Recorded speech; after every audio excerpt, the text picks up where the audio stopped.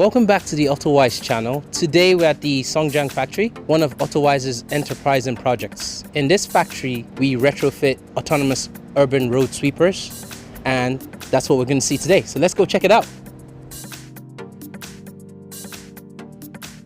In the Songjiang factory, our engineers retrofit our product lines. As you can see, we have quite an extensive range. From our indoor scrubber right next to me, to my back, our line of autonomous vehicles. On average, it takes 10 days or less to retrofit our vehicles. In 2017, AutoWise got established.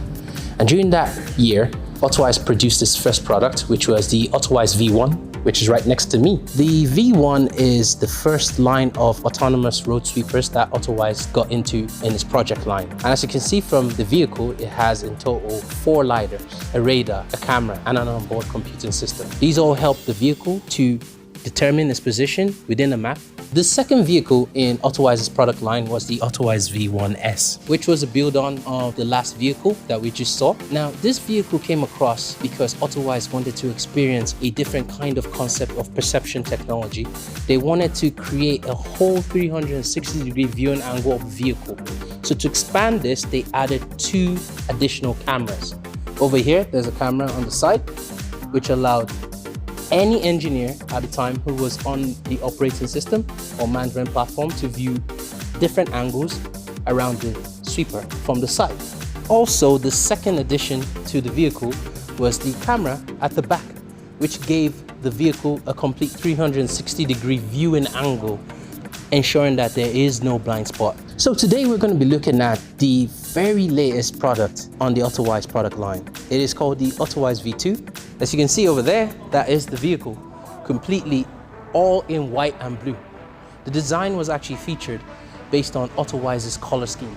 Blue is a color that AutoWise views as kind of relaxing, oceanic. It's more of a vehicle that was created and designed for precision, to move around in a 90-degree angle without any hindrance. For the autonomous sweeping operations to work, there are certain components that are added as well to help with these functions. For example, now we have the brushes over here. As you can see, there are 2 brushes on the side, but an additional one as well.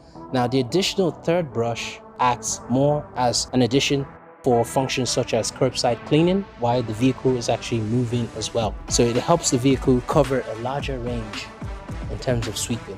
To add to that as well, as we've already seen with the sensors, the kits, and the lidars, on the inside of the vehicle, we also have the GNSS server and the onboard computing system. So over here, this is where the driver sits when the vehicle is not in autonomous mode, but once the driver is gone, the computing system at the back takes over. And that computing system runs all the algorithms needed in the vehicle to operate the sweepers, the brushes, the lidars, the cameras, and the sensors. And to enable that, I just mentioned the GNSS. The satellite receiver is at the back of the vehicle, as you can see, and it actually transmits the location of the vehicle at any point. So just like any other vehicle, one thing you must be thinking about is how safe is an autonomous vehicle? Well, this vehicle has a bunch of safety features in place to enable it to operate safely on the road. The lidars actually allow the vehicle to actually perform different safety features as well. For example, it actually allows the vehicle to determine if it's at a traffic light, if it's red, yellow, or green. On top of that, there are sensors around the vehicles as well, apart from the lidar.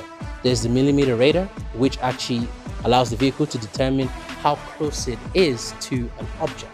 So for example, if the vehicle was maneuvering towards you, it would stop immediately because it sensed that you are in its vicinity. And on top of that, the lidar in combination would actually determine by bouncing a laser off you to identify you as a human, a moving object. Or it could actually bounce a laser off a static object to recognize if it is. Now, those 2 safety features are just a few in terms of all the safety features that are added to this vehicle. For example, the onboard computing system, if there was to be any issue involved, there's a redundancy in place that allows a secondary computer to take over primary functions, allowing this vehicle to operate continuously with no stop and no safety features failing. So as you can notice, this vehicle is completely different to the first 2 you've seen. The first 2, when you look at the chassis and the frame, they were all linked together. whereas the Autowise V2 has a separate component for the tank and actually the carriage as well. The hopper capacity is 1 cubic meter and can take a load of 650 liters of water. It only requires one operator to empty at the end of a shift. What this does is allow the vehicle actually maneuver with precision at a 90-degree angle, allowing it to rotate its sweepers and brushes effectively.